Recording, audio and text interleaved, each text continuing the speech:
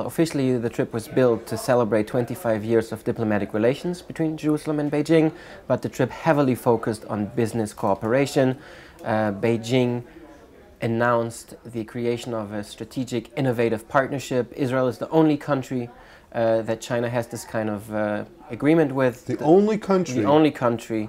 With Switzerland, they have an agreement that sounds somewhat similar. What does it mean? What does this mean, this relationship? What does it do for us? That's yet unclear. What it means, though, is that the Chinese government made plain its desire to strengthen cooperation in the fields of technology and particularly innovation because they're with impressed Israel. With the startup nation? Yes, certainly. I mean, according to Netanyahu's reading of the situation, the Chinese have realized that they got to a stage where they have basic infrastructure in place. They have railroads, and they have an army, and they have an air force, and they have more or less functioning industry running. And in order to keep growing, they need to innovate now. And they have identified Israel as one of the world's leaders in innovation, in technology, and even agriculture, and dairy, and even health, and transportation, and other such areas. But we're a very tiny country with, relatively speaking, a tiny economy.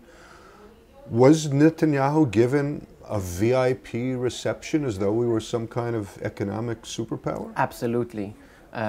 First of all, as I said, it was about celebrating diplomatic relations, so Netanyahu was received with an honor guard at the airport. The Israeli flags were waving at Tiananmen Square on the main road between Tiananmen Square and the Forbidden City in Beijing. The anthems were played, and he was actually the first Israeli leader ever in the quarter century of diplomatic relations who laid a wreath at the Chinese version of the tomb of the unknown soldier. This might be a naive question, but since China has had a policy that's very critical of Israel in terms of Israeli-Palestinian relations, were there any protests, public protests against Netanyahu? No, not at all. Don't forget that... There are no protests in China? Exactly. If there are protests, then, you know, for a few hours and they're being taken care of. So no, there is no such thing in China.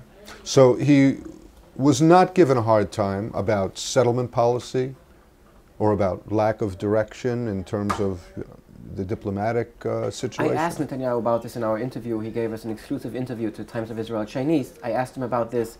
He said that the bulk of his conversation with President Xi Jinping was about economics and technological cooperation. He said, to the extent that we did discuss the Palestinian issue, I reiterated, said the Prime Minister, my demands for the Palestinians to recognize Israel as a Jewish state, and the fact that Israel would keep security control over the entire West Bank.